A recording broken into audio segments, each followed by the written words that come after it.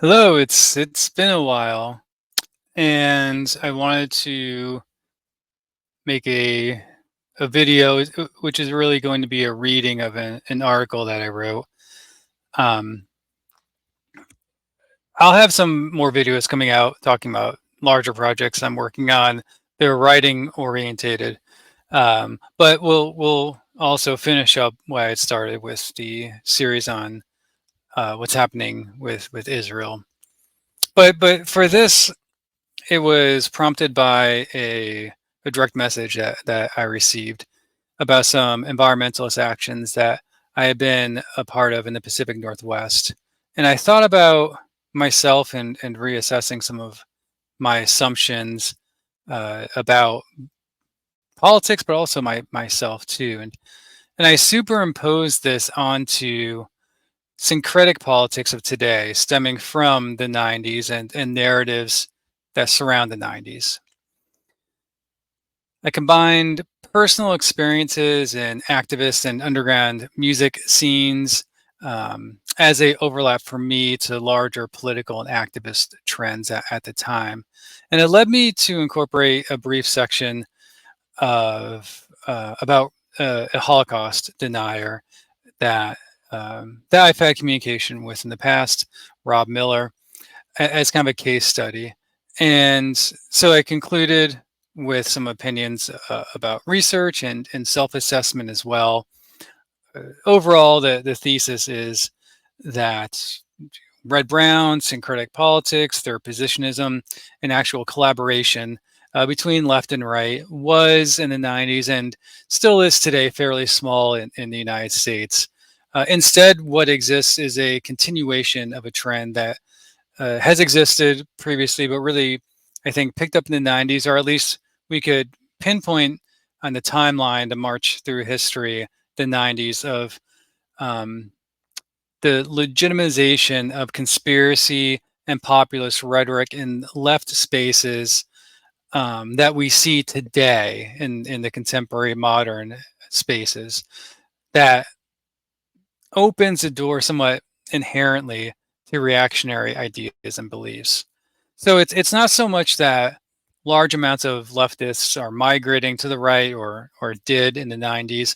Instead, it's the flawed way of thinking that allows for similar messaging and manipulation of that messaging to traverse political spaces, especially online,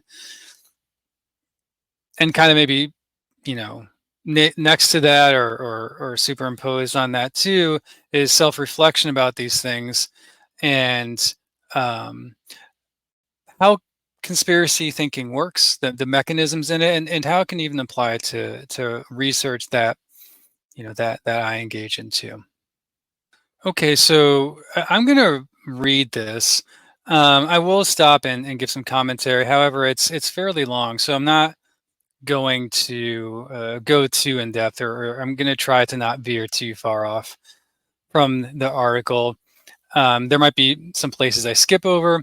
It will be linked in the video and audio if you're interested in reading it.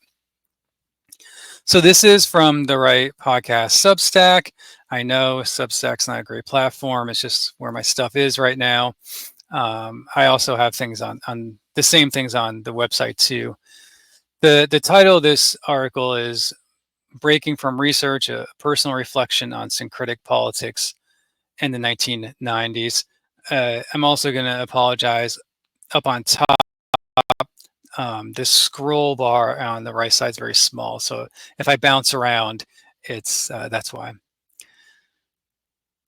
This post is different from my usual research heavy writing. Sometimes I need a break for self-reflection.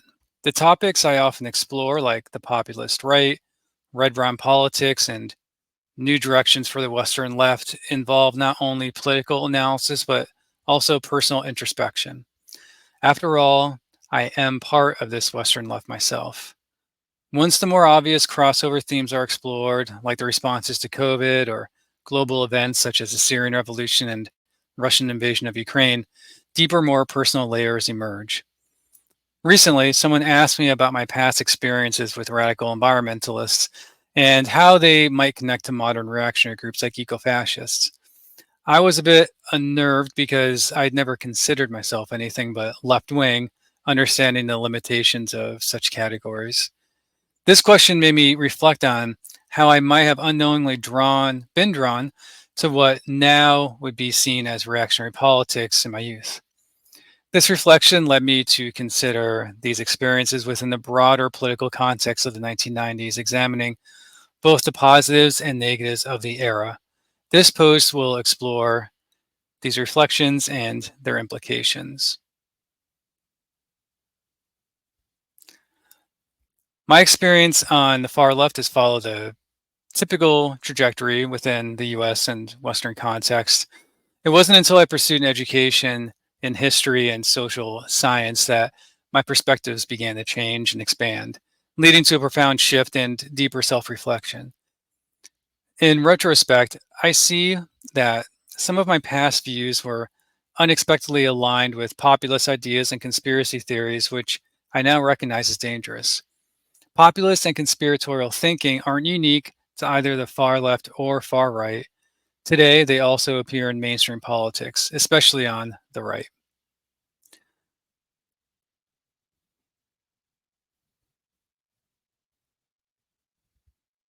Reflecting on the period from the mid 1990s to 2000, both personally and politically, it was a formative time. What made the 90s different was the specific ideas and overlap, or perceived overlap, between opposing political views. For me, it was about being a teenager seeking meaning and authentic experiences through music and activism. For broader political movements, it was a time when both the foundations for contemporary radical activism and some of its problematic aspects were being laid.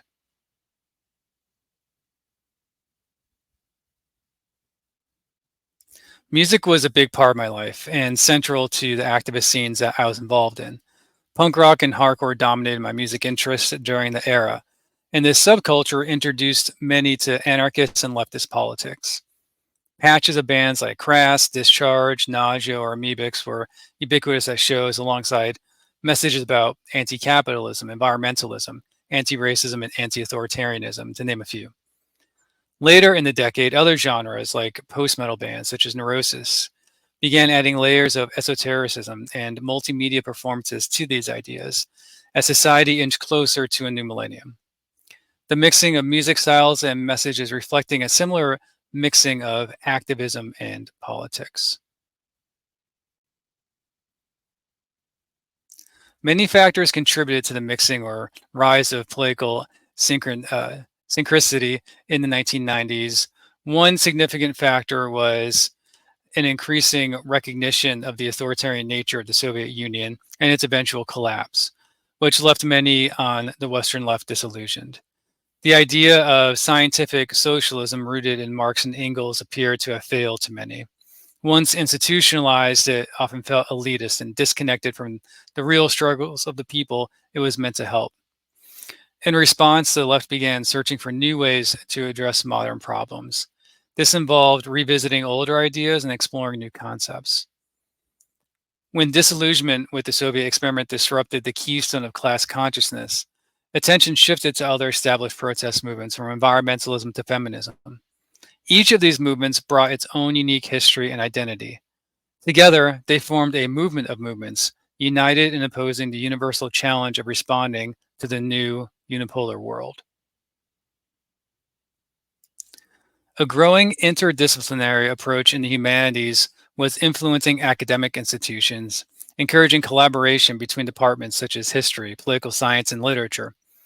In 1989, Kimberly Crenshaw's paper, Demarginalizing the Intersection of Race and Sex, introduced the concept of intersectionality, describing how various forms of discrimination like racism and sexism intersect and overlap.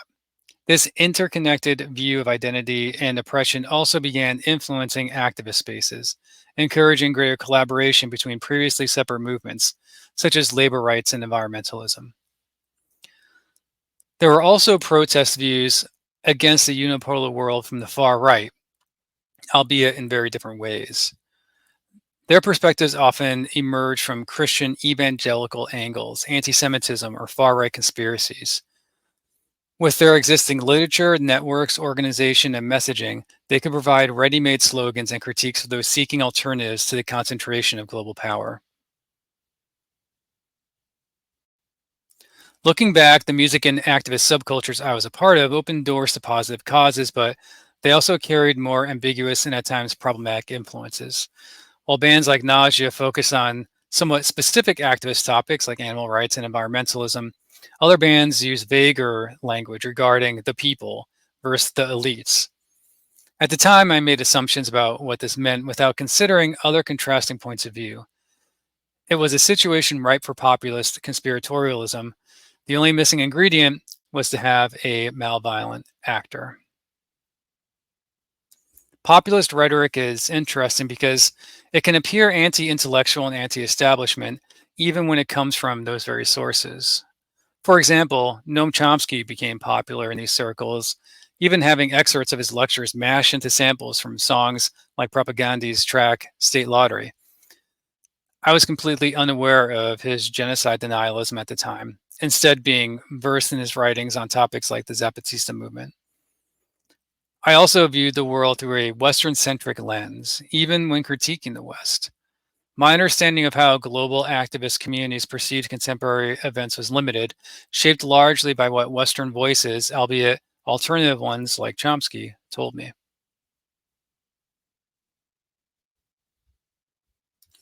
On the broader activist scene, anti globalization protests emerged as a major focus.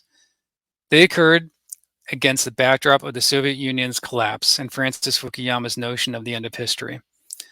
The dominance of free market economics and neoliberal policies appeared inevitable. Free trade agreements like NAFTA were signed, and international organizations such as the World Trade Organization and the International Monetary Fund became targets of criticism from both the political left and the right. Although this criticism came from both ends, it still contained some overlap. Superficial similarities, such as populist us versus them mentality, took shape, even when them was often chalked up to various quote unquote elites. Conspiratorial mechanisms existed in both perspectives, explaining why events that were rapidly changing the world were occurring. These explanations introduced antagonists into their narratives, providing figures to blame. This was largely an appeal to simplicity as opposed to an objective narrative. While I still believe the sentiments were generally accurate, the way I thought and formed my conclusions back then was misguided.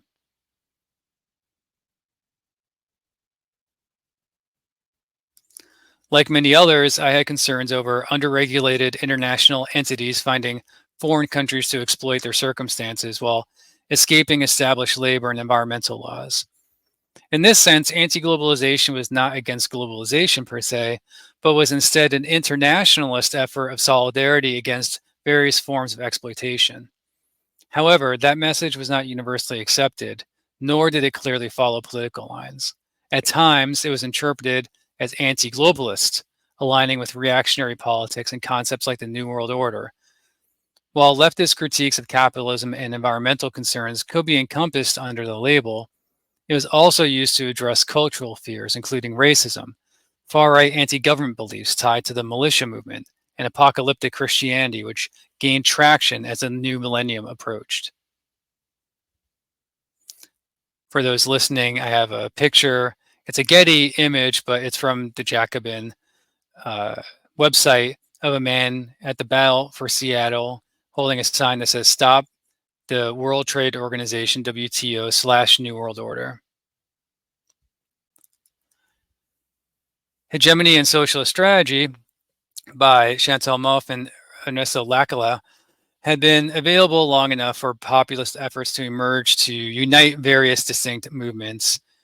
In a somewhat ironic twist, organizers began to borrow ideas such as those found in the book, like concepts of hegemony, which refers to unifying various political struggles and social movements under a common political project or discourse, even if these struggles were acting against a perceived global hegemony.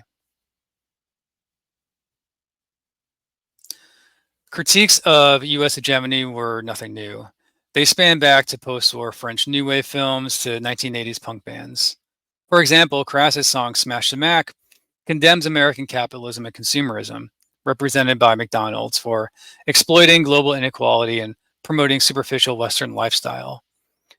The song declares, quote, "We've been occupied, culture smashed, and betrayed," and concludes with the call, "ET, go home." Their message centered on resisting oppressive systems and expressing solidarity with those affected by exploitation.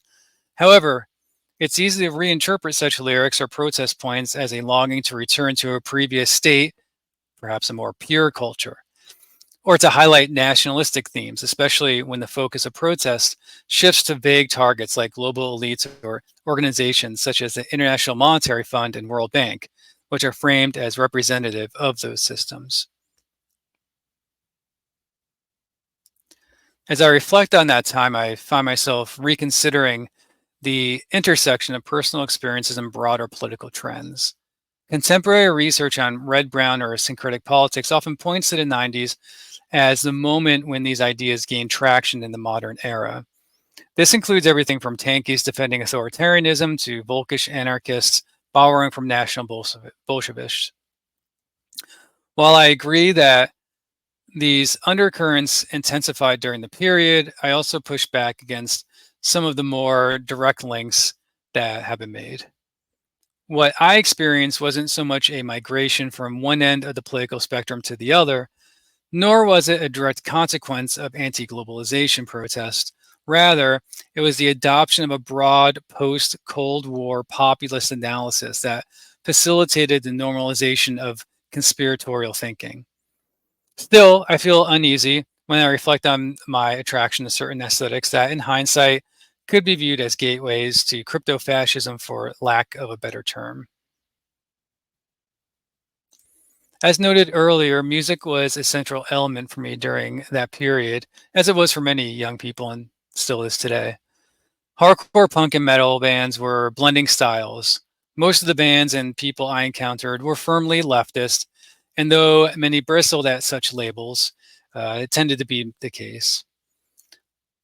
But there was a heavy influence of tribalism or primitivism in the sound and aesthetic that has since spawned conversations about cultural appropriation, as well as other mixing and seeking of new styles. Symbols and world cultures were merged with 80s anarcho punk imagery, including Norse and European iconography. This interest in past culture wasn't just in the underground, it was also present in mainstream culture. Anti Semite Mel Gibson's Braveheart was huge, and punk shows often looked like a gathering of extras from the film.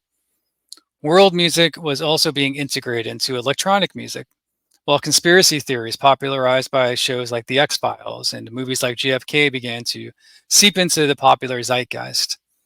Some of this may have stemmed from paranoia and unease about a rapidly changing world, whether due to the geopolitical shifts following the collapse of the Soviet Union, technological advancements like the internet, or the approaching new millennium. It might also have been influenced by the baby boomer generation, leaving their mark on culture after gaining control of institutions and media. For those listening, I have an image of someone at C Squat in New York City, I believe, Kill City by Ash Thayer, and I have a link to that website. It's a series of images of squatters in New York City during the 90s, anyway. Regardless of the reasons behind it, the far right had been steeped in conspiracy thinking for decades. The 90s saw some of the worst domestic terrorism in US history, from Timothy McVeigh to Eric Rudolph. These figures were tied to the gun show circuit, militia movement, and Christian identity movement. This era set the stage for the normalization of right-wing extremism, which would later manifest politically in the Tea Party and ultimately MAGA. At the heart of these movements were conspiracies about one world government, which anti-globalists see as a threat to national sovereignty and individual freedom. They fear it could lead to authoritarian control, diminish distinct diversity or ethnocentricity, and erode local traditions and self-governance. This concept easily folds into Zionist occupied government, or ZOG, conspiracy, and anti Semitic theory that claims Jewish interests secretly control Western governments. Of course, you can go all the way back to the protocols of the Elders of Zion as well. But given that anti Semitic conspiracies frequently linked banking institutions, concerns about international finance in the 1990s were readily absorbed into these narratives. There's an image of Randy Weaver from the Ruby Ridge standoff that occurred in the 90s wearing a no Zog anti Semitic t shirt. It's linked to the Southern Poverty Law Center. I can see how these distinct and different groups could cross pollinate a decade later when anti Western imperialism emerged as a core focus of protest. Building on concerns about globalization or globalists, depending on political leanings, the rhetoric surrounding US hegemonic power surged. Just as critiques of globalization from the left and right sometimes overlap superficially, the same is true of anti imperialist rhetoric, which largely depends on its framing and context. For instance, reactionary conservatives like Alexander Dugin frame Russian expansionism as a rebuttal against Western imperialism. Similarly, many Western leftists ended up defending Assad in Syria after his regime brutally attacked a popular uprising in the name of anti Western imperialism.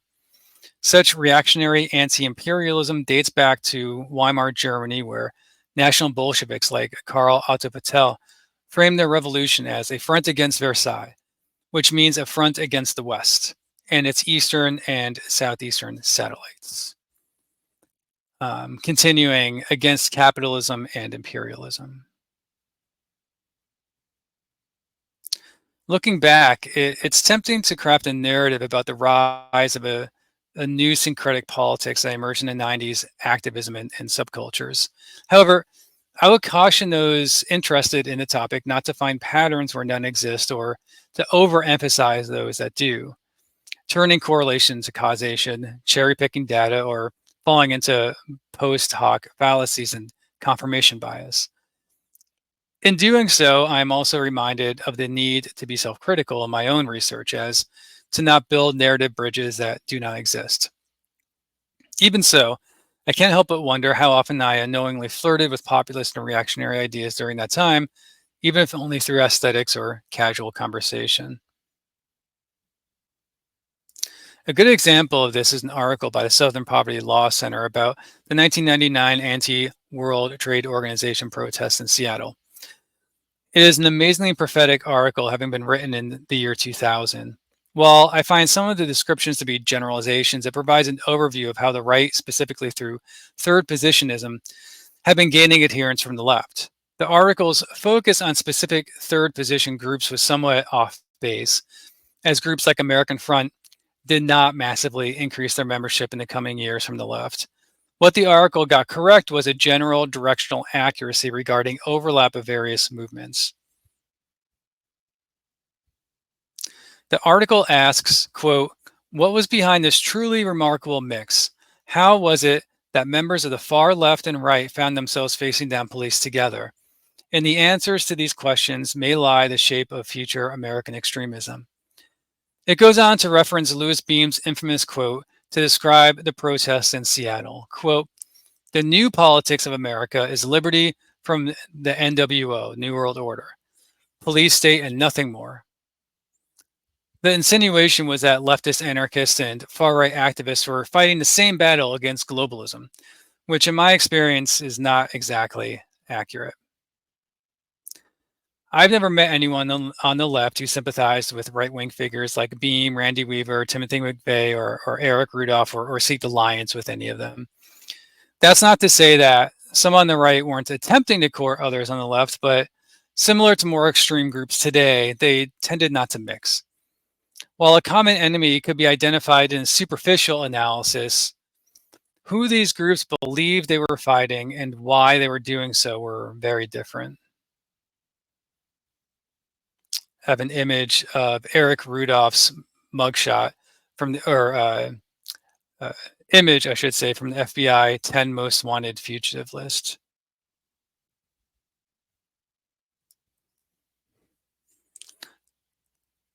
Then, where exactly was the overlap? Well, the overlap I experienced during that time centered on non-traditional alliances, such as those between environmentalists and labor, but did not include far-right groups. Does that mean it didn't happen? No, I'm certain it did. However, it's essential to place it in the proper context. These groups never really merged, nor were there mass migrations from one to the other in big numbers. Instead, what took place, in my view, was more about the adoption and cross pollination of ways of thinking rather than specific ideologies. Populist rhetoric and conspiratorial generalizations weren't just tolerated, they were preferred over the more academic sounding critiques that had been common just a few years earlier. This is partially based on distrust of media and institutions, along with anti intellectualism if it defended mainstream narrative.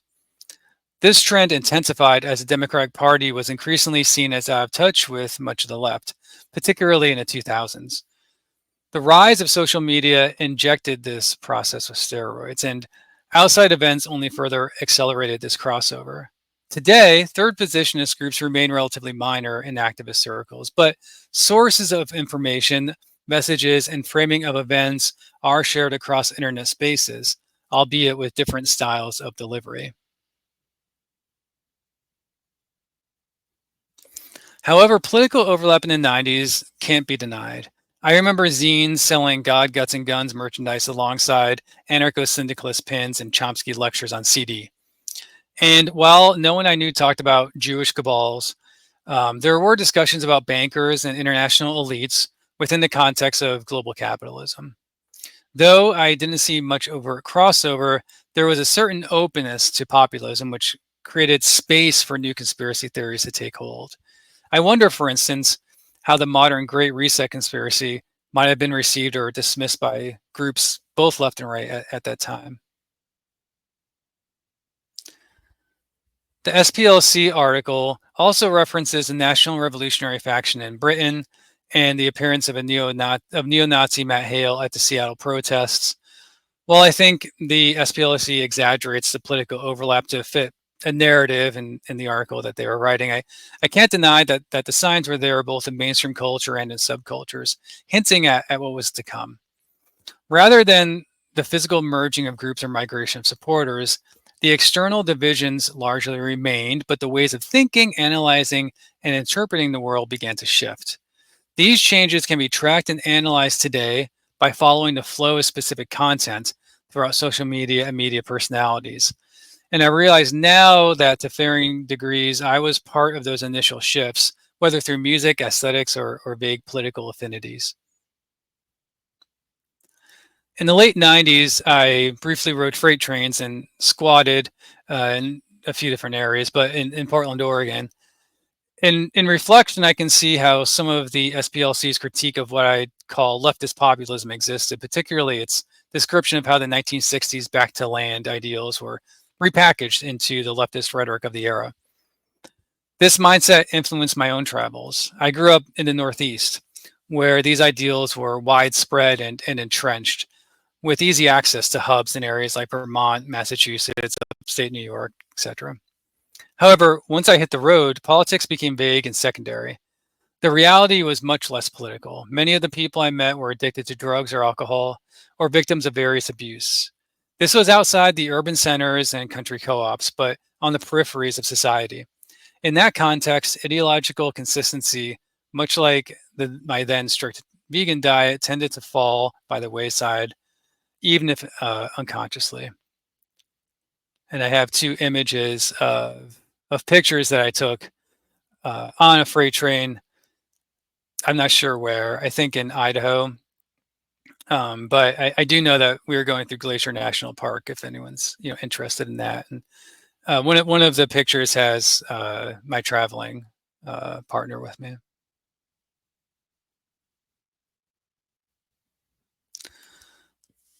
I quickly understood my place of privilege and how various people treated me. Because of that, I began to gain clarity on some of my ideals and assumptions. I remember hitchhiking through either Eastern Oregon or Idaho, looking like a typical crust punk while my friend was going through heroin withdrawal. We weren't the most appealing to passerby, but eventually an old pickup truck pulled over and the driver waved us into the truck bed. We were both thankful and jumped in. He sped down the road, taking sharp turns and blasting 80s metal. My friend, even in the pangs of heroin withdrawal, had to laugh at the situation. When we finally arrived in the small town, the driver stopped to let us out. He came around the back to wish us luck in our travels. I shook his hand and noticed swastikas tattooed on his knuckles. Both he and his companion had shaved heads. In that moment, I realized why he picked us up in the first place. It's because we were both white. I thought about how that might have turned out differently if we weren't white men or cis white men at that. And I have an image of myself from that era too here.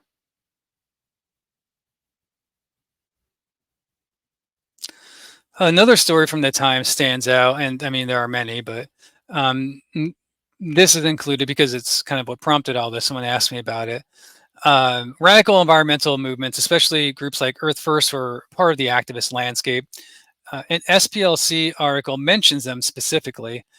The radical right has added other ideas into the mix. More and more, its ideologues applaud the actions of terrorist groups like the Animal Liberation Front and sometimes violent deep ecologists like those in Earth First and the Earth Liberation Front, which claimed the $12 million arson of a Colorado ski resort in 1998. Though I never had direct contact with Earth First, at least as an organization, I did visit a group in Eugene, Oregon called Red Cloud Thunder. They were a breakaway, or uh, they explained it to me that they were a breakaway. However, I've heard some different points of view on that since then. But they were a breakaway from the Cascadia Forest Defense, sometimes called the Fall Creek Tree Sit. The group was somewhat publicized with articles featured in the LA Times and other mainstream outlets. The Sierra Club posted an article with some interviews of those at the camp. I believe that I recognize a few of the pseudonyms in that article. And there's not much information I could find on the group. I'm sure it's out there, but I did find some old pamphlets that were scanned. So I have an image of some of the Red Cloud Thunder pamphlets and links to it.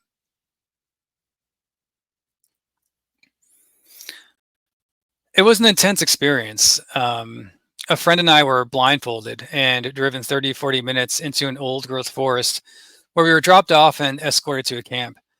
The people there taught us skills like rappelling down trees and managing tree sit fears. We sat around campfires, we drank alcohol, we listened to music. Black metal, Amoebics, Neurosis were all staples, along with various local underground bands. Uh, this is somewhat close, so Detestation, stuff like that from the Northwest at the time. There was never any discussion of violence that I heard, and certainly nothing pointing to right-wing rhetoric. I can't speak for the radical right's applauding of actions of people at Fall Creek, perhaps, but the people there wouldn't have welcomed it from my experience. If anything, the vision of any right or left politics was more aligned with loggers and the logging company versus protesters. Black metal's problematic history with white supremacy is well known today, though it wasn't explicitly discussed in my experience at the time. Still, people did overlook aspects of the genre like murders and church burnings associated with some acts like Emperor. I find Neurosis interesting in retrospect because of its esotericism is what I say, but and symbiology. These types of bands left a lot open to interpretation and projection regarding politics by listeners. That's not to compare bands like Emperor and Neurosis. For example, Neurosis took a firm stand against Scott Kelly when he was accused of abuse. This contrasted sharply with black metal bands that overlooked or even shielded criminal members. But regardless, there was something more in tune with this music and the era, at least in these environments, than overtly political bands like Crass or American punk like Dead Kennedys and things from the 80s. The best way that I can describe it was a general sense of populist authenticity as opposed to the tinny political lecturing. It feels like that reflected broader sentiments of these activist movements at the time as well. I reflect on how that sentiment influenced my worldview at the time and how it might manifest in 2024. It seems like such populist authenticity, in quotes, would have made me vulnerable to red brown messaging, which is more accessible today through social media. I also think about what drew me to that kind of music and aesthetic, wondering if it's similar to what attracts young people to reactionary media today. It makes me question whether this indicates a certain disconnect within myself and thinking about people who become drawn to such messaging. In some right wing and third positionist rhetoric, I see a search for truth and authenticity, which often leads to nationalism, racism, and anti Semitism. But I also recognize an internal pursuit within myself for authenticity through populist rhetoric and music that transcended politics, veering into esoteric or neo Gnostic realms, and wonder if these could be opposite sides of a similar impulse. I think about overlaying that on the broader leftist sentiment of the time, the willingness to oppose even progressive establishment forces, and what that meant in material terms as opposed to intellectual or identity driven ones.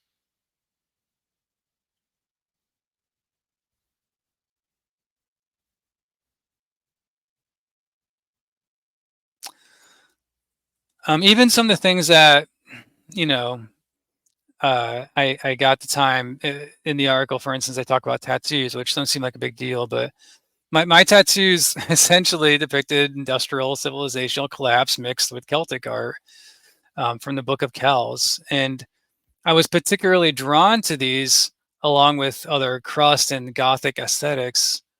At the time, these symbols didn't strike me as anything other than ideas that I had about the world and aesthetics that I liked.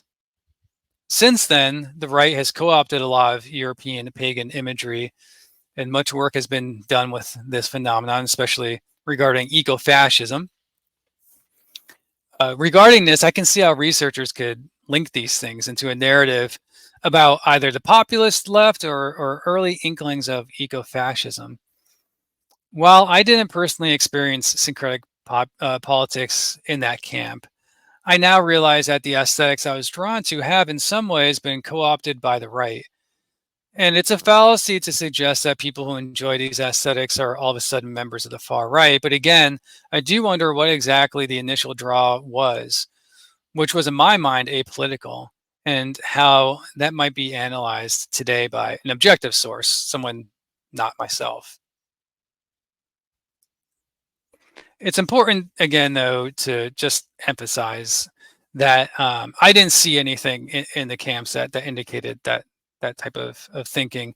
I did link an article called "Against Green Reactionaries," and I think it's really good because it gets into elements of black metal, Satanism, esoteric authors like Julius Evola, and I suppose that's maybe where some of these crossovers happen when we start looking at some of these designs and aesthetics, and we talk about civilizational decline or yeah, this is when cycles become involved, and this is where esotericism I think does kind of or definitely has an open door to link in. It didn't for me. I didn't know who Julie Evola was until like 5 years ago, to be honest. But looking back, I can say, okay, so like I see where some of this stuff might have been able to have a foothold, right?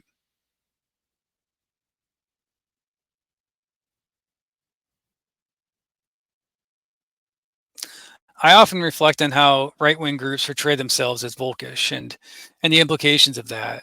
In particular, I think about the National Bolshevist critique that the German left was too abstract for workers, making it seem detached, aloof, and inauthentic. Notice I use the word authenticity a lot in this. This makes me consider what initially drew me to certain ideas, perhaps a pursuit of authenticity over academic discussions or third party organizing at that time. While it would be too simplistic to claim a direct cause and effect, I find myself pondering the desire for authenticity in politics or subcultures. And instead of forcing connections that weren't a part of my own experience, I focus on what motivates people to follow such vastly different ideological paths from what might be, similar starting points. I've always been perplexed by individuals like Keith Preston, who claims to be an anarchist but speaks at white nationalist events. It's a clear contradiction, but over time, I've understood how some people end up on this trajectory. My own experiences with anarchism were intertwined with anti fascism and anti racism, but for others, that wasn't always the case. For many who ended up going down different roads, it seems that conspiracy was often the Trojan horse for reactionary ideas.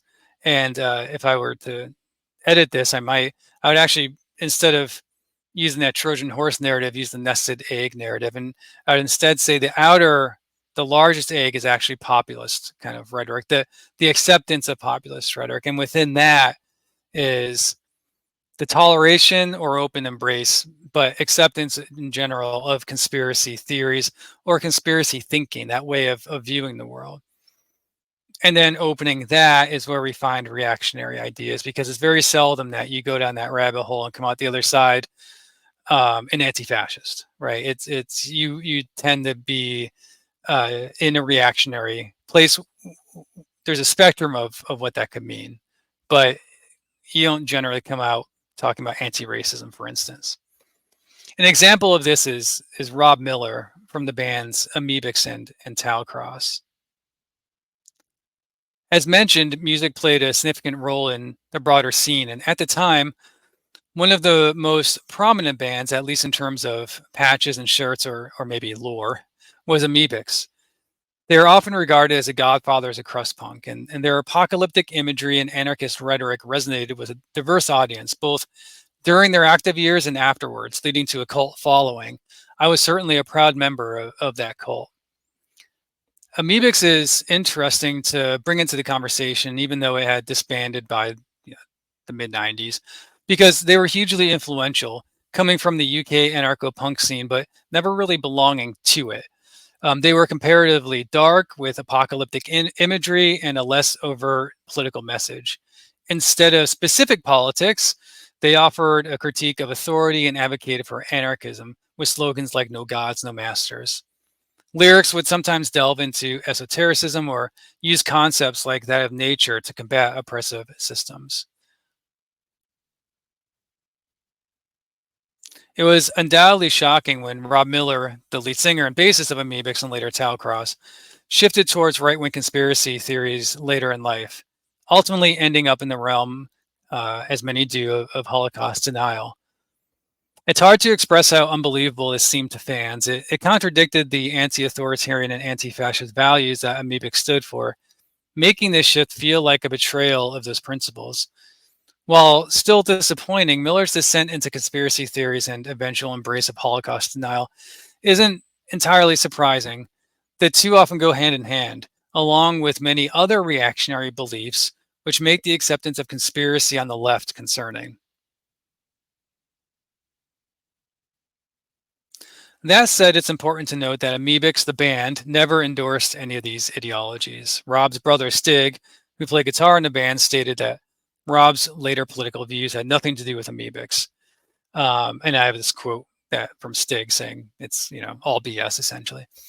And also the band Talcross, which had members from some of the more popular crust bands in the 90s, were also generally shocked by all of this. It came to a head when Rob decided to put a Holocaust denier as an influence in linear notes for an upcoming Talcross album.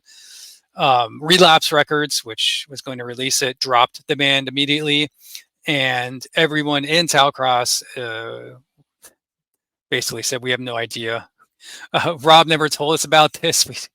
We uh, we didn't know what was going on, and we don't accept any of this." So they were really left out by Rob on that. After the Talcross fallout, it became clear that Rob's bandmates are blindsided by his decision, and I have some statements by them too, disavowing it, of course. I can't say that I know Rob, but I've had brief communications with him over the years via email and social media.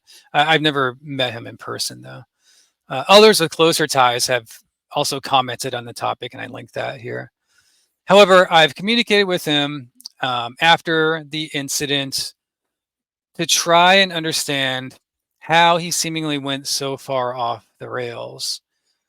And this was tricky because I think he's a great case study in who he is, where he came from, what he meant to scenes, and indirectly even activist scenes, um, and his political, trajectory. So I think he's a good case study for this, and he was willing to talk to me too, which not, yeah, many of these people aren't. However, there's also the conflict of what do you do with all the things that he said? Because he communicated with me, and he was pretty open and transparent. So I had to think about what am I going to do with this? So back to the article. I'm not going to de facto platform him by offering up specific quotes, but in general, he is under the belief that he's continuing on the same mission he always had, and that no censorship or caving to social pressure should stop him. Ideals that he claims are consistent with the messages from Amoebics.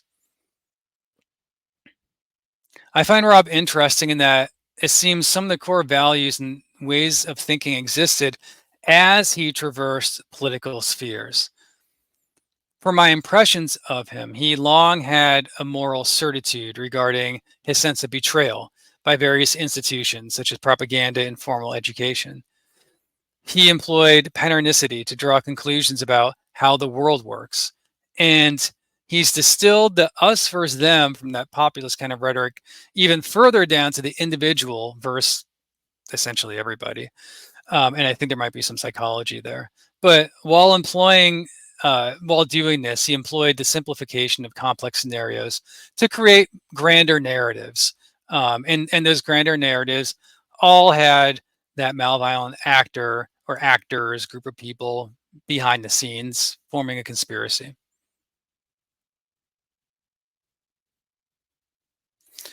In Amoebics, he implored people to, quote, use your head and take control in the song Chain Reaction. And now he believes he's doing just that by unraveling the quote unquote greatest lie, which is predictably recycled and debunked claims of Holocaust denial. He proclaimed our land, sea, and sky, and the power remains, using nature as a resilient revolt against oppressive tyranny, and now discusses immigration through the lens of ethno-nationalism. At the end of Arise, and you won't see it in the, if you look up the song lyrics, you have to listen to it, but at the end of Arise, he mocked and condemned the audience of his shows. And today he continues that condemnation, labeling them the woke mob. That was another through line as well. He engages in fallacious reasoning, indulging in anomaly hunting, and misunderstanding or rejection of probability, all expressed, though, in a poetic manner. And I hate to breeze through some of these things like anomaly hunting and rejection of probability, but these are things that exist on the left too. And these are things that can even exist in their own ways when we're doing research. So I think that it's connected and was kind of an underlying thesis for this writing. Rob may claim to transcend the left-right paradigm, but in truth, he echoes right-wing conspiracy theories and talking points, ultimately leading to anti-Semitism. He's a valuable case study because his shift toward anti-Semitism was so dramatic, yet it also illustrates how red-brown thinking can develop fueled by conspiracy theories. In his mind, he is non-political. He's beyond the left-right paradigm, which you often hear sometimes in modern red-brown thinking kind of rhetoric, as opposed to 70s and 80s stuff. The idea that the left-right paradigm is no longer relevant. Right. While I didn't gain much insight from discussing the topic with him, I now have a clear understanding of how he personally ended up in such a troubling and disappointing place. If anything, it just proved how dangerous and flawed conspiratorial thinking can be, and why it needs to be combated in all spaces, even when deployed against seemingly shared targets. It isn't more authentic because of its contrarian nature. It doesn't provide special insight like that of the Gnostics. It isn't above politics because it generally brings people to the same reactionary stances, and it has nothing to do with free speech. It is a logically flawed way of thinking, presented as a cheat code to knowledge that results in real life pain and suffering. However, the issue of anti Semitism on the left also deserves attention. In the spirit of amoebics, not Rob, we should not bend the knee out of fear of condemnation, nor overlook the issues within our spaces or ourselves. There is plenty to critique. A starting place for learning about anti-Semitism from the left, titled Anti-Semitism Viewed from the Left, a reading list, was provided to me by Spencer Sunshine, who recently wrote Neo-Nazi Terrorism and Countercultural Fascism, The Origins and Afterlife of James Mason's Siege. I haven't read the book, but I think Siege is very interesting if we're talking about like transcending the zine age to the digital age. I Don't Speak German did an article like specifically on that, or podcast, I should say, not article. If the analysis is sound, then populist rhetoric and conspiracy are unnecessary. They add no value to the argument, but serve as gateways to harmful ways of thinking and conclusions. Unfortunately, they are effective in driving media engagement, leading to greater exposure and potential profit. For this reason, I would question the motivation of any individual or group that employs them. The Holocaust denialism that Rob engages in mirrors a soft genocide denial found in works of ostensibly leftist authors like Edward S. Herman, which became foundational in modern Western anti-imperialist thought. This approach enabled authors in the 90s to justify their revisionism regarding the genocide in Bosnia, Kosovo, and later Rwanda. That methodology, framed as both academic and a form of speaking power to truth, is disturbingly similar to how Rob presents his quote-unquote facts.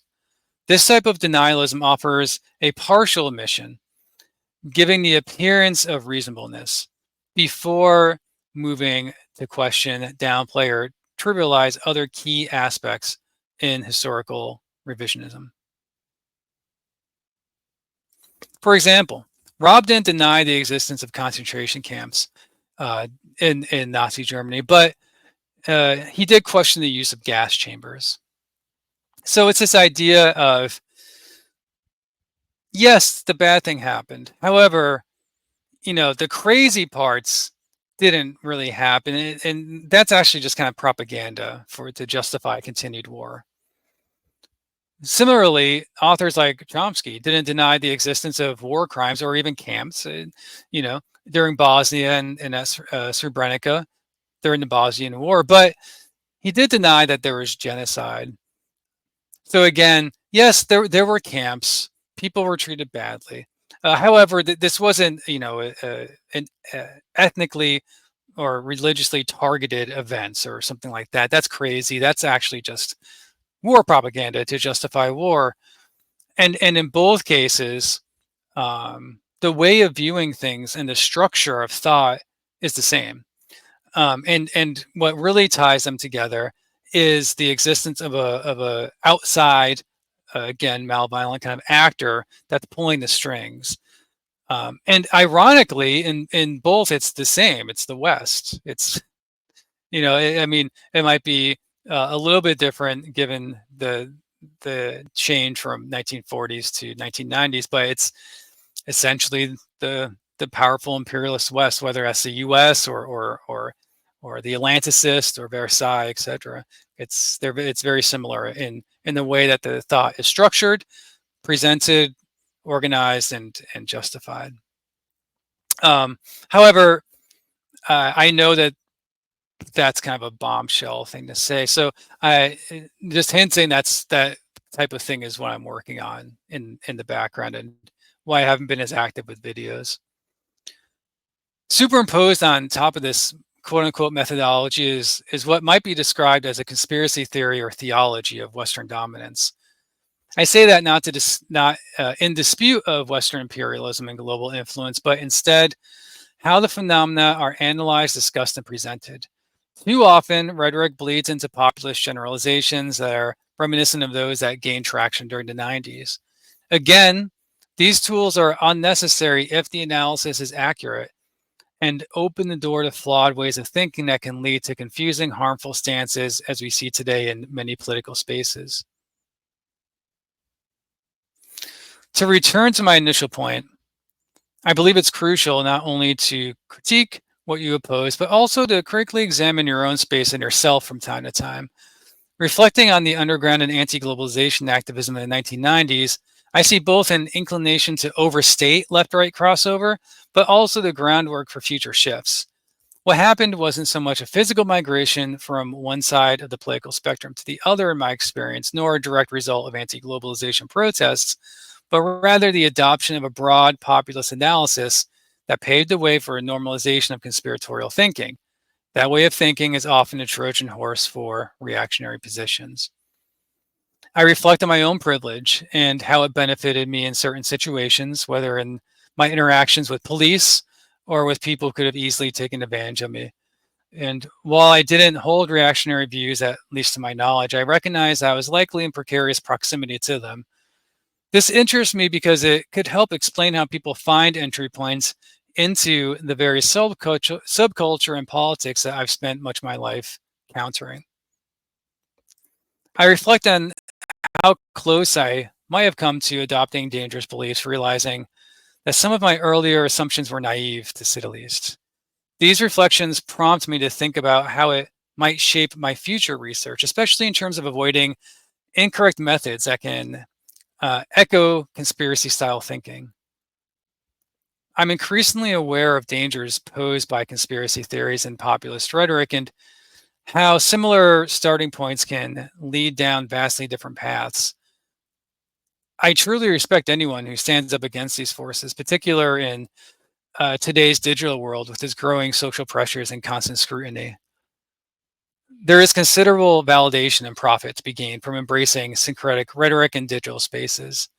Exploring connections between the far right and potential left-wing cross-pollination is vital.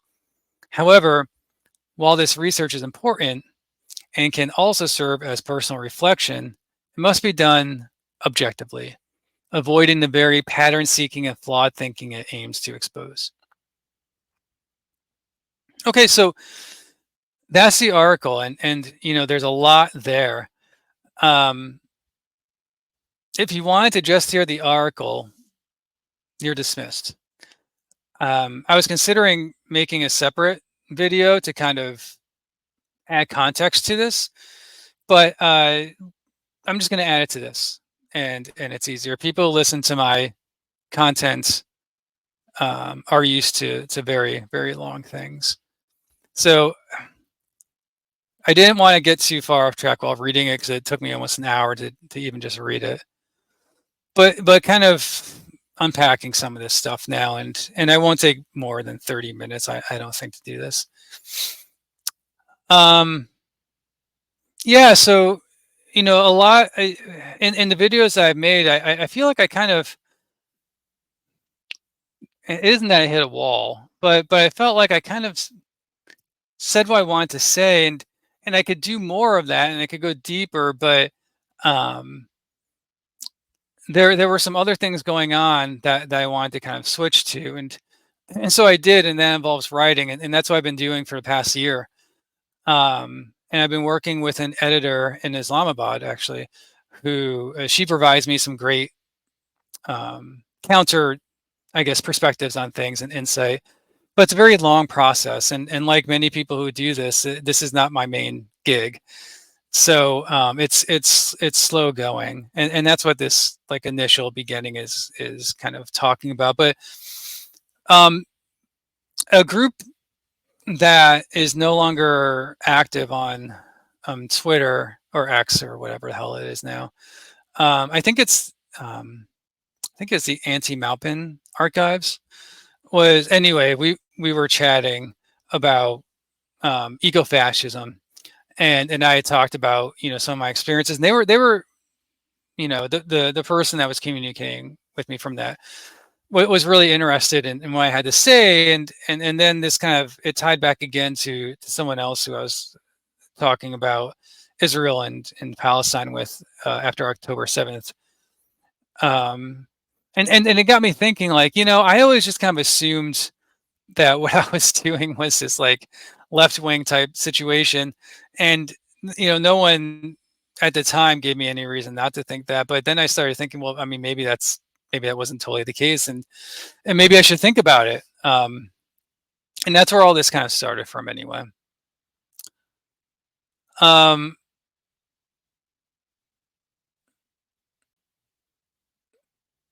I'm kind of scrolling through, a lot of this. So yeah, I think about. I talked about how the '90s. I feel like were unique. I mean, of course, every decade is unique, but it felt unique because so many things were combining.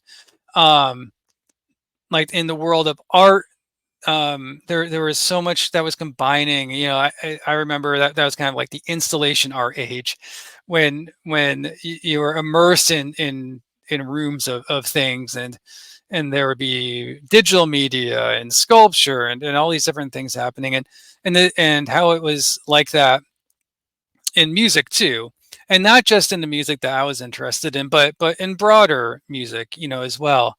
So many mainstream. I mean, that was the age of grunge and everything, but there were so many weird influences like funk and stuff going on and mainstream, and it was just a lot of meshing.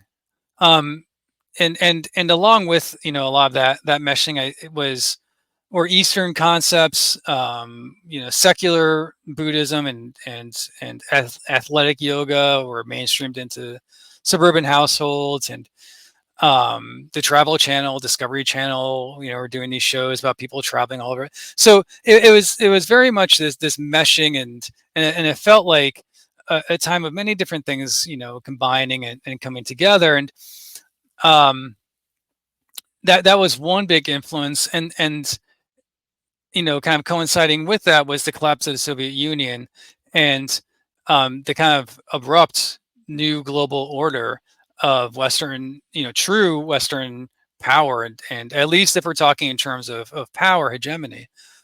Um, so, I think that both of these things that occurred kind of facilitated um, the amount of crossover that happened in activist thinking, not just spaces, but in ways of framing and viewing and organizing. Um, so that's kind of what I'm talking about in this section. The movement of movements is something that I heard a lot about, like during that time. I go into some academic things too. I talk about intersectionality, and again, the Lacalau and populism. For me personally, that's kind of maybe lower and not incidental, but important. It's part of the bigger story, I suppose. Um, but yeah, with by that time too, in many Western spaces, even before the collapse of the Soviet Union, a lot of people were turned off by Marxist-Leninism anyway, and people had already begun to look in different places and different spaces, and it just so happened that when it all came down and it all crashed down, people were looking for new things in this highly integrated world, and a new burgeoning internet as well. So all these forces were coming together. Is somewhat unique, and then something that I find interesting that I haven't spent a lot of time writing about, but the end of the millennium too, coming to the 2000s, and maybe personified in like why fears of like Y2K and things, but there was, even for people who didn't who were agnostic, atheistic, didn't have any preconceived notions or beliefs in any of this, it was still like part of the cultural zeitgeist. Um, so it was just a very unique time, and maybe it was because of all that conspiracy theories were so mainstreamed and populist rhetoric was becoming so mainstreamed, It could also be, I mentioned that the boomers gained control of media, and I mentioned like the X Files and JFK, all the Oliver Stone stuff that was popularized, and all this stuff that was just on TV, all the weird alien stuff, um, all it was all a lot of these things coming that had previously existed, coming to the surface and becoming mainstreamed and popularized. And for a lot of these things, there was nothing inherently wrong in them, alone, but they all had ties. I mean, you can go far enough back. And to if we're talking about esotericism, you get to Julie Evola and traditionalists, or if you want to go on like a different road of spiritualists, you get to like Madame Blabowski and the kind of racist concepts, that came out of those early times too. Um, and even within the weird alien stuff, there's racism and the Nordics and David Icke, kind of came to be. So it's just a crazy time, where a lot of this stuff was not just around, but becoming normal. It was like on TV at 5 o'clock after school. So I kind of merged that with the concept that the far right had already been at this for years. So while people were beginning to search for things and look for things, the far right already had the books and the pamphlets and the organizations and the networking and the infrastructure there for a lot of this. And in the U.S., I mean, that goes back a long way.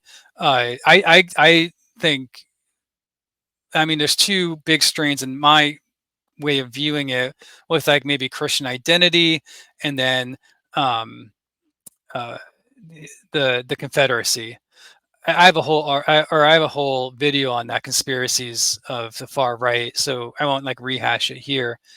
But long story short, like they already had a lot of this stuff down. A lot of it had to do with consolidation of international power, consolidation of banking institutions, of course, loss of sovereignty, all of these things that people were talking about. And when they're not done in with good analysis, when they're done generally, loosely, in broad, general terms, populist rhetoric, that's when these things can kind of seem to have similarities and blend into each other. And that's the danger that one of the big dangers I see with kind of accepting and acknowledging, populist rhetoric as being okay. It's not that it's like dangerous on its own, but it is the idea that it dulls things down to a point where everything becomes a broad generalization, and so sweeping generalizations and fallacies become okay all of a sudden, and that's how we can get into some pretty bad spaces. So that's what I'm talking about here. I talk about, some of the weird crossovers, Noam Chomsky being in the beginning of punk songs and stuff. Um, Let me see if I can get to the next big part. That Crass song is interesting. Smash the Mac. I link it. It's a good song. I like Crass. But it's interesting because, I mean, Crass was, the quintessential anarcho punk band, from the 80s, leftist to the core. Steve Ignorant's still out there doing it. God bless him. But there is some interesting things in that song that I think illustrate maybe what I just said about this kind of generalization. So the song is talking about um, essentially Western imperialism, right? But the way that the quote that I picked out. Now, most of the song is not like this, right? But the quote that I picked out: "We've been occupied, culture smashed and betrayed." That to me is like very interesting, because if you look at that in a very general, broad, populist kind of view of things, uh, I mean that could very well, apply to conspiracies today about, Europe being taken over by immigrants. Like, what do we mean that our culture was smashed and betrayed, for instance? Because to me, that signifies like a pure culture in the past. And I mean, it's not utopian. There's left and right utopianism. To me, it's more, this idea of anytime where things are said to be degraded, um, that gets a little wishy-washy for me, into perhaps forms of traditionalism, and definitely the type of language that third positionists used more in like the 60s and 70s and stuff. Um, so that was interesting to me, and even if you want to talk about national Bolsheviks and the Switzerlandization of Germany at the time, meaning multiculturalism, um, the Vulcan and significance of the Volkish people, and how the communist parties didn't get it. They were aloof and too had their nose in the books too much to understand the salt of the earth, people. That that so anyway, that's why this kind of, and I know that that's not what uh, the authors of the song meant, but I think that if you're viewing it again generally in this populist kind of rhetoric of generalization, yeah, sure, it can mean both things if you want, and that's the danger in that way of thinking. Um, and that ET go home.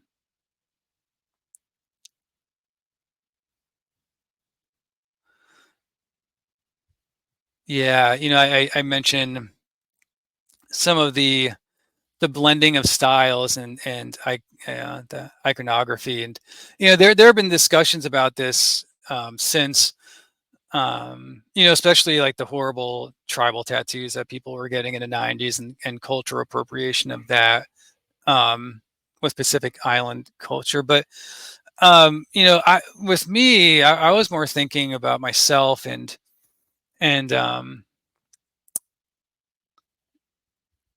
yeah, there was a draw. There was definitely a seeking for answers and solutions, and maybe idealization of the past, and based in some primitivism for sure. Um, and when it comes to this idea of like civilizational collapse, I laughed when I said that because I know what that means to people now. Um, if at the time it felt kind of, it didn't feel inevitable, but it did feel like we were on the wrong path. Um, and I'm trying to think like a 16-year-old, would think. And it did seem like you could only go so long, before systems would collapse. It wasn't like advocating for terrorism or something like that at all.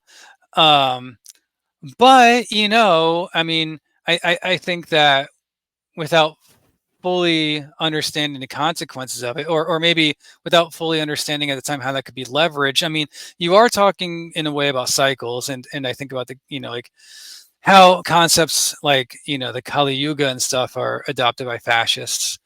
Um, it's a tricky thing, because just because fascists co-opt things doesn't mean that they own them, those ideas, and it doesn't mean that, of course, the original cultures that embrace them. Now, that particular thing is a little bit sketchy with fascism anyway. But I guess what I'm trying to say is that it's a nuanced conversation, um,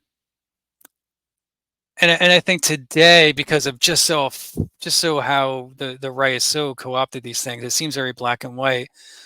And I guess I'm suggesting that maybe it shouldn't be. Um, just because people co-op things doesn't necessarily make them the owners of them. I guess is what I'm trying to say here. But it was interesting regardless, because it did show like the inroads, the way that people could maybe get their hooks into young impressionable people and draw them onto these different paths, because that's always been something that's been an enigma to me. I never understood how people ended up believing this BS. And at like no point did I ever entertain any of it, and I never understood why anyone did. But and at times I think I just kind of condemned them as individuals. And at times maybe that's the thing to do. But thinking about this anyway, it kind of made me reflect on, well, perhaps there's a little bit more nuance to it than just that. C squat. I think that's C squat. I was at C squat for a second, more just to see what it's all about than actually staying there. And then the far right stuff with Timothy McVeigh, Eric Rudolph. Um, yeah, I'll do something separate on this sometime. I feel very passionate about this. I'm looking at this picture of Randy Weaver, and I just, it's infuriating how I recall like the made for TV movies in the '90s, making this guy seem like he was some type of hero, or at least some type of neutral figure that was, you know, being abused and oppressed by the government.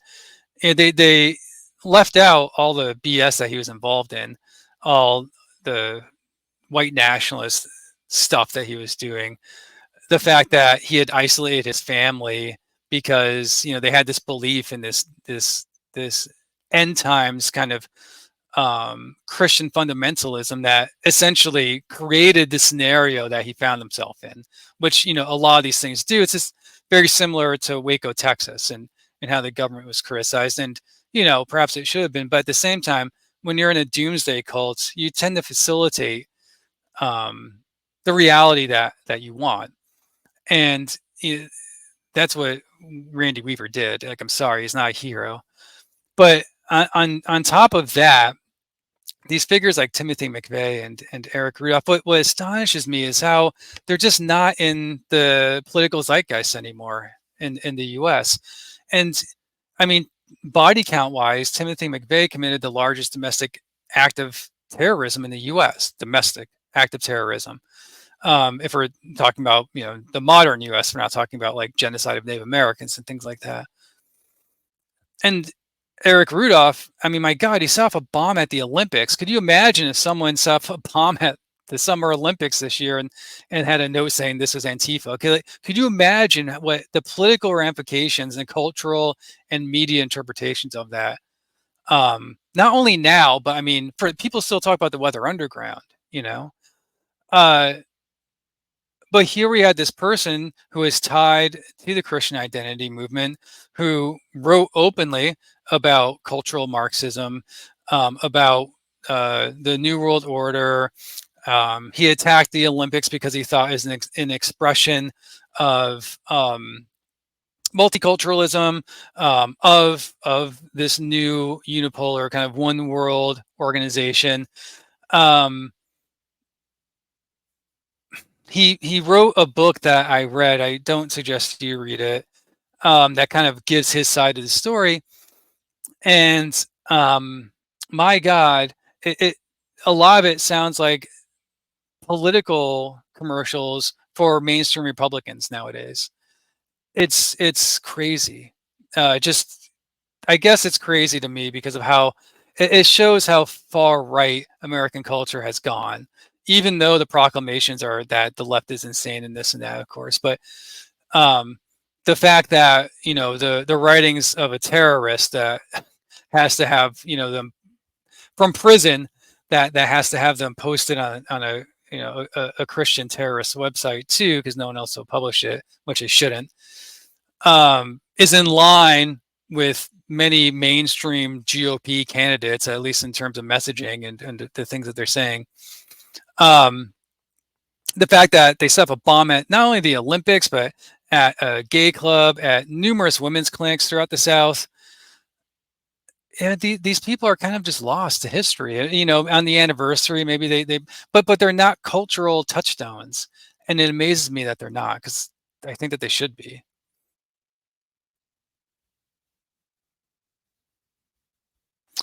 New World. Okay, so something else, globalization, globalist. To me, I've just, and this is my own way of thinking, I've separated these two things. To me, anti-globalization is not anti-globalist.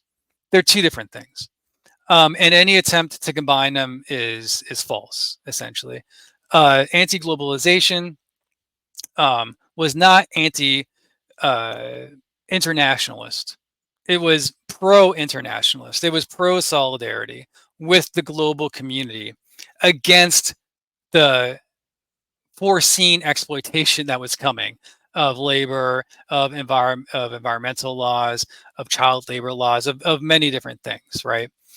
Um, the other side, anti-globalist, that's the Alex Jones world. That's the Christian fundamentalist world of revelations and seeing that, the devil would arise, the dragon would arise, and that there would be peace on earth under this world ruler, and how that's bad because that's actually the devil, and things like that. Um, that's the Turner Diaries. That's loss of sovereignty. That's minorities taking over, and immigrants taking over, and anti-Semitic conspiracies about how Jewish people are facilitating these things. They're two totally different things. Um, but if you engage in this generalized populist rhetoric, again, where analysis isn't specific, it doesn't matter as much. Well, you're speaking in generalizations, and hey, you know, they're both against the elites. Well, who are the elites? Like, what specifically? What do we mean?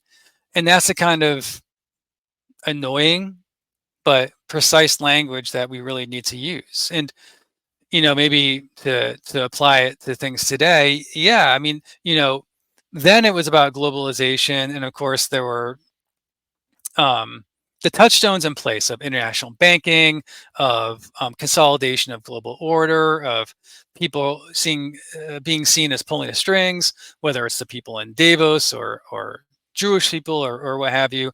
There was a lot of things in place in these critiques that you could have this superficial kind of layover.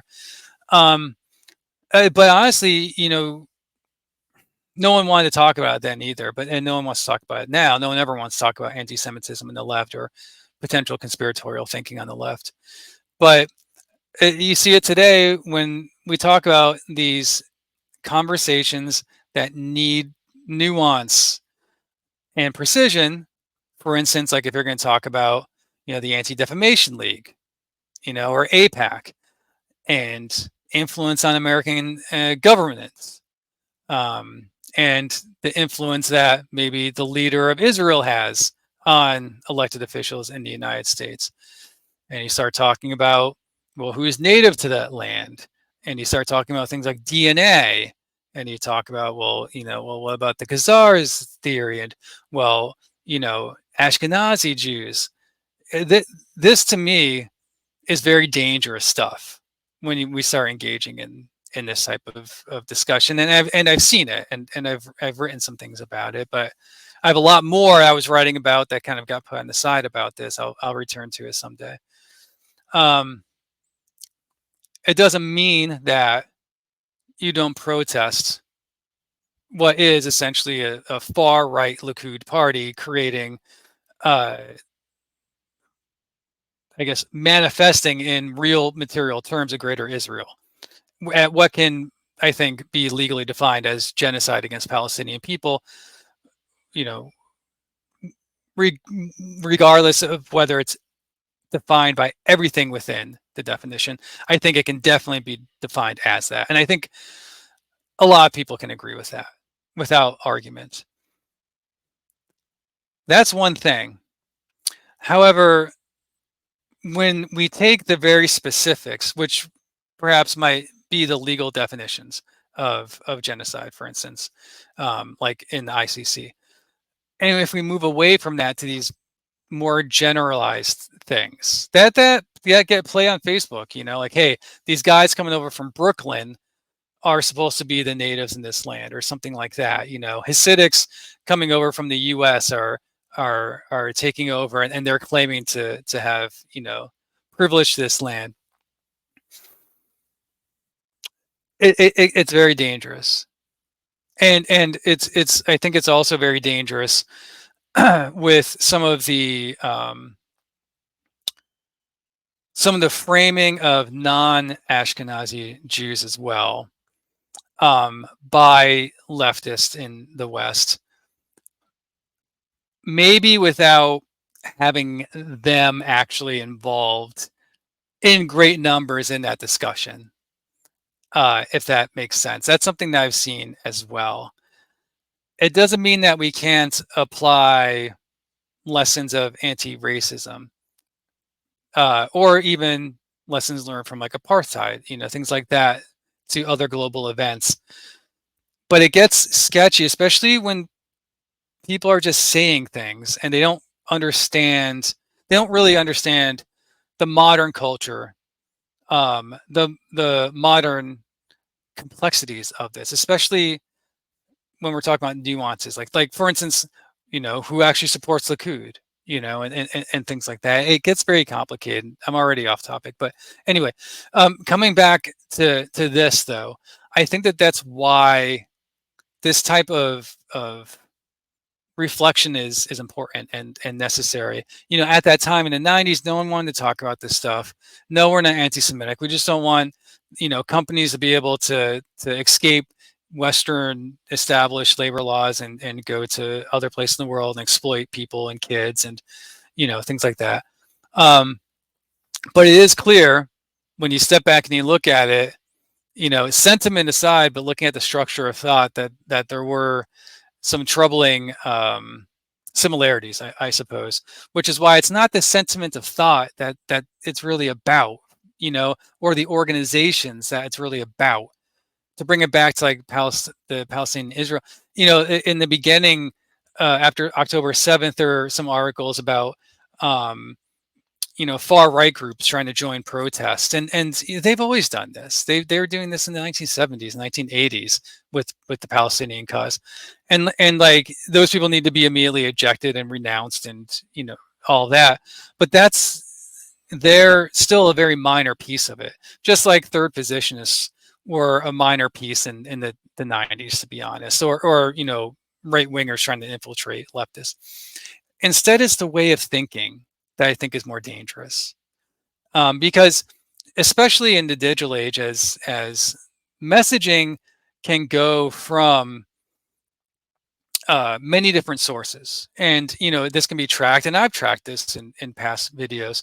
You can have someone like Andrew Anglin saying things that are very similar to things that Max Blumenthal is saying, that can be very similar to things that you might find in pretty leftist spaces too, and that type of thing is, I think, potentially more dangerous. Okay, I'm already breaking my 30-minute rule here, so let's see what else is big.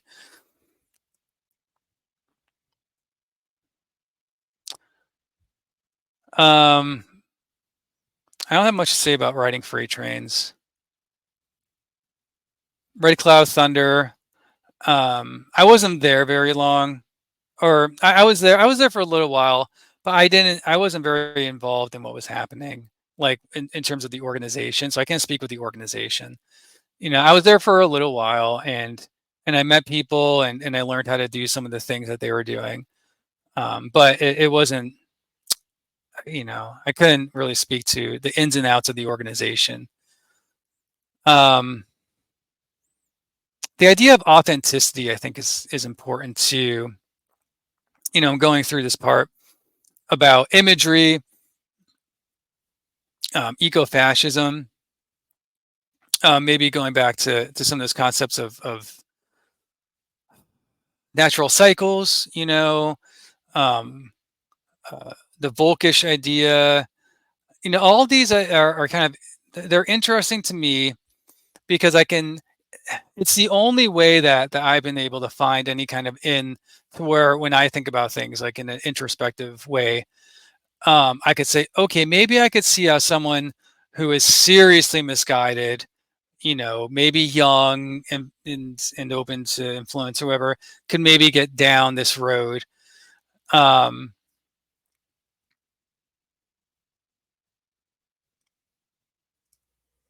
yeah, I guess I don't have anything formulated to say about that. It's just more of a general observation of that's why it is interesting to me. Um,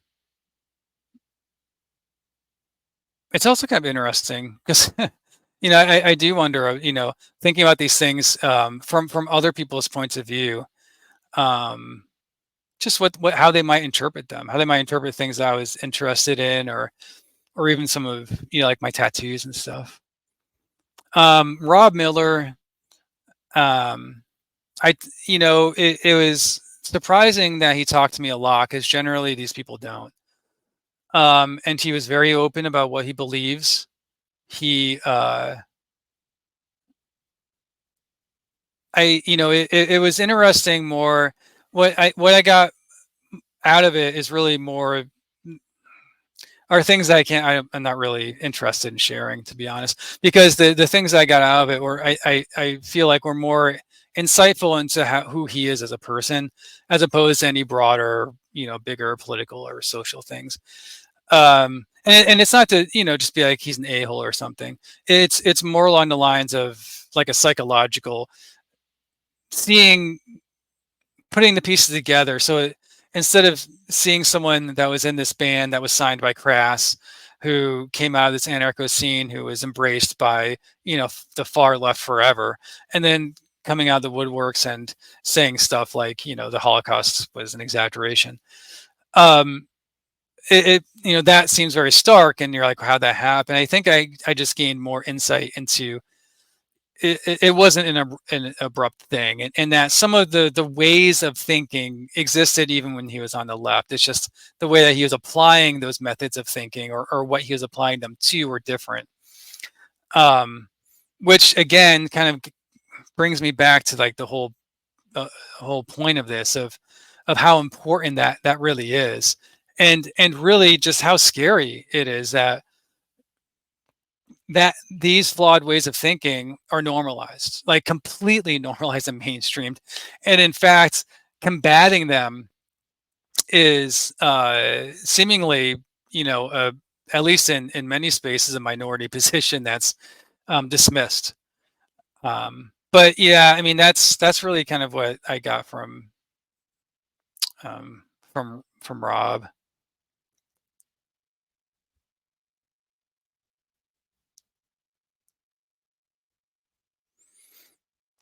Some of the sources in here are really great. The one on eco-fascism and the reading list for anti-Semitism on the left are really good sources. So I would encourage anybody to check them out. And then I think maybe at the end I talk about I'm going to go back and actually update that analogy of the Trojan horse, that the egg thing. I like that better. But at the end of it all, it I came to a lot of technology later, um, even when I was young, because I was outside, to be honest. And it's not a value thing; it's just true. I was out and I was doing stuff. I came to YouTube late because I didn't really care about it the first few years it was out. And I came to Twitter very late because I really didn't have any use for it. Um, And when I came to Twitter, which now is only a few years ago, I was just blown away by what I saw. Um, and I guess I'd say this, I've met a lot of people that have been very helpful and have helped me find information and sources and talk me through things. Um, but even with some of the people who I've met, who aren't necessarily looking to make a bunch of money, they're not grifters. But there still is a pressure, at least from what I perceived. It's not like anyone told me this, but just the way that the system works. um, it with the networking that's necessary to really boost your numbers, and you want to boost your numbers and the people that follow you, because then you get more eyes on what it is that you're trying to say, and you might really think what you're trying to say is like the truth and it's good, and maybe it is, but it does feel like um the inherent structure of what Twitter or X is, um, can make people, I suppose, to be risk adverse. Um, because if we're all really having open conversations, that's going to involve self-criticism. It's going to involve constructive criticism of our peers. We're not all going to agree, and it's really, these things exist in real life organizing. These things exist in real life mutual aid efforts. Um, Social media is somewhat abstract in that way, and that direct human connection isn't there. It's not necessary to be there. So because it's not necessary, I do think that people can, see these things that I think are necessary. Again, self-critique, disagreements, critiques of others, within the same circles, as being risky. Because if if you're blackballed, or if people start not following you or dropping you and saying, "Oh, F this guy," all of a sudden, whatever influence you feel like you had goes through the floor, and this thing that it feels like you have built up and spent a lot of effort in creating is, no longer useful. Um, and your platform feels like it's gone, even though it's not. I mean, you know, you can touch grass, I suppose, and go out, but I do feel like it's difficult, to especially someone who is, someone you admire, someone who's maybe a published author, or someone who has a whole bunch of followers, or a media figure that you like. It's hard to disagree with them, um, in a nuanced and educated way, because that's not how the algorithm works. It's not nuanced. So at the end, I do, say I really do respect anyone who stands up, um, for things that they think are right, and for things that they see as wrong in their spaces. Um, and that might even mean migrating to different platforms, to Mastodon or Blue Sky, or just leaving it all behind. I've known groups that have done that too. They just don't want to deal with it, social media. So it's a hard thing, and I think maybe instead of condemning people who have reservations about doing, about that, maybe it's more useful to say, for people who are, interested in getting involved in this type of thing, to understand what they're getting involved in. Um, because there is a lot of weird and unique social pressure, involved in these groups, and I think it can be, at times, it doesn't mean that it always is at all, but it can be counterproductive to having good conversations. And those good conversations, your best of friends are the friends that will tell you when you're wrong, right? And so it can be, counter to that type of activity. So that's what I had for this. It's a long one, like they always are. I'll have some other things come out soon. We have to wrap up Israel and Hamas in October 7th. It's already been a year, and I had to get some updates on some of the long form. At this point, I'll just call them books, that I've been engaged in, and what I've been doing instead of making these videos. So those will be coming. I'm not going to say soon, but they'll be coming. All right. So if you made it this far, you're a trooper, and I appreciate it, because it means that you're thoughtful and invested in these things, and that's really what the world needs. That's what matters.